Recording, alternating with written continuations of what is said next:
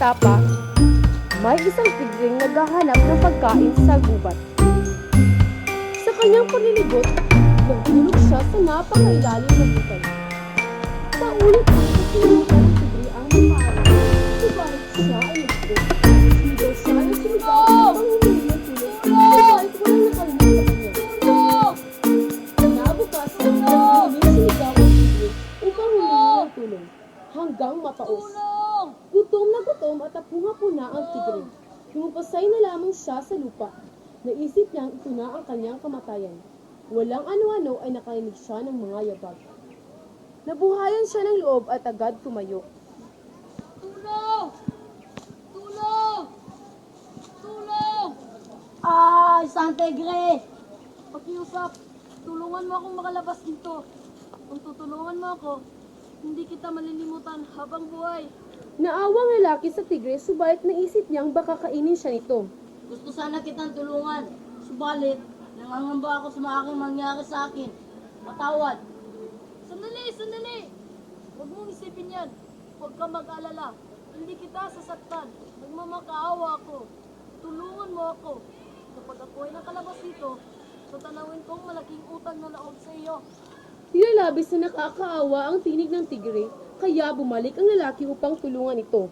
Naghanap siya ng troso at dahan-dahan niya ibinaba sa hukay upang makakapit dito ang tigre. Gumapang ka dito. Gumabang ang tigre sa troso hanggang makaahon sa hukay. Nakita ng tigre ang lalaking tumulong sa kanya. Naglaway ang tigre at naglakad paikot-ikot sa lalaki. Sandali! Hindi ba nangako ka sa akin na hindi mo ako sasaktan? Ito ba ang pagkaan mo ng pagpapasalamat at pagkanaw ng utang na loob? Wala na akong pakialam sa pangakong iyan. Dahil nagugutom na ako. Ilang araw ko di kumain. Sandali! Tanungin muna natin ang puno ng pino. Kung tama bang kainin mo ako. Sige, pero pagkatapos natin siyang tanongin, kakainin na kita. Dahil nagugutom na ako. Pumunta silang dalawa sa puno ng pino. At ipinaliwanag ng tigre at ng lalaki sa puno ng pino ang Puno ng nangyari. pino. Nangako siya sa akin na hindi niya ako sasaktan. At tatanawin na ito ng utang na loob. Anong alam ng tao sa pagtanaw ng utang na loob? Bakit ang mga dahon at sanga namin ang kinukuha ninyo upang mapainit ang inyong mga tahanan at maluto ang inyong mga pagkain? Mga taon ding binibilang namin upang kami lumaki. Kapag kami malaki na, pinuputol ninyo. Ginagawa ninyo kami sa pagpapatayo ng inyong bahay at paggawa ng mga kasangkapan.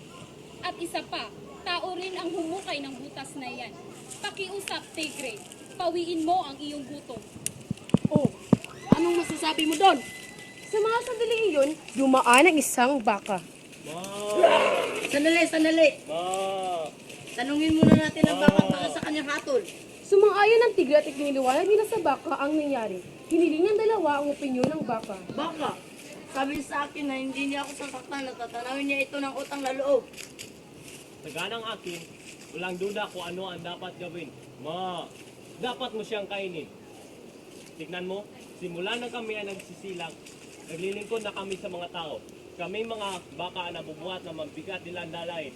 Subalit, anong ginagawa nila kapag kami ay tumanda na? Pinapatay kami at ginagawang pagkain. Ginagamit ang aming balat upang sa paggawa ng kung ano-anong bagay. Kaya huwag mo na akong tanungin tungkol sa pagtanaw ng utang na loob. Kainin mo ng taong yan.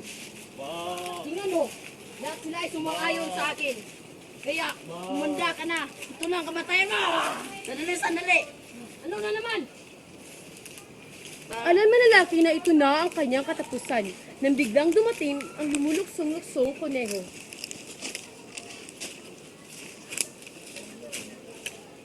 Sandali.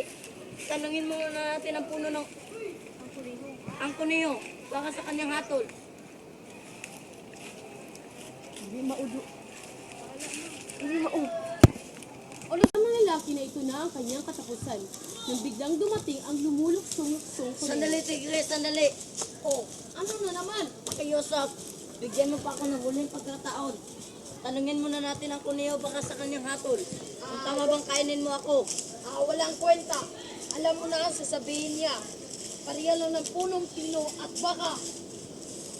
Pakiusap. Sige, pero huli na ito. Dahil nagugutom na ako. Isinilisay ng tigre at ng lalaki ang nangyari. Ganito kasi yun. Tinulungan ko siya makahon sa hukay. Subalit, sabi niya sa akin, tatanamin niya ito ng utang na loob. Subalit, nung makahon na siya, bigla na niya akong kakagatin. Matamang nakinig ang kunyo at pinagalaw ang kanyang mahabang tainga. Pagkalipas ng ilang sandali, muli niyang ilingat ang kanyang mata at malumanay at walang digil na nagsalita ang kunyo. Naintindihan ko ang iyong isinasay. Subalit kung ako ang magpapasya at magbibigay ng mabuti na hatol, dapat tayong magtungo sa hukay. Muli ninyong isasalaysay sa akin ang nangyari. Itulong niyo sa akin ang daan patungo doon.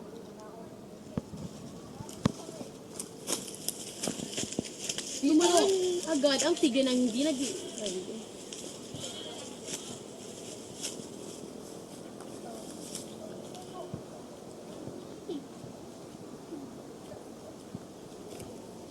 Itinuro ng tigre at ng lalaki ang hukay sa kuneho. Tignan natin. Sabi mo nahulog ka sa hukay at ikaw naman ay nakatayo dito sa taas. Pumunta kayo sa mga posisyon ninyo noon upang mapag-isipan ko pang mabuti ang aking hamon.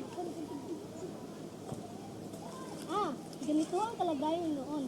Ikaw, tigre, ay nahulog sa hukay at ikaw naman lalaki ay narinig mo ang paghingi ng sutulo kaya tinulungan ng tigre.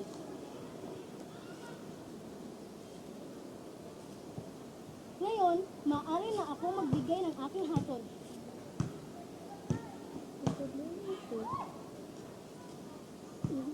Ang problemang ito ay Kayo sa mga posisyon ninyo noon upang mapag-isipan ko pang mabuti ang aking hatol. Ganito ang kalagayan noon. Ikaw, tigre, ay nahulog sa hukay.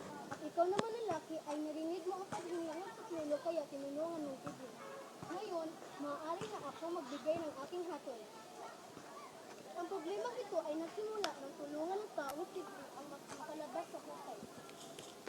Sa ibang salita, kung ang tao hindi nagpakita ng sakutiyan at iniwanan sa tigre sa hukay, walang naging problema.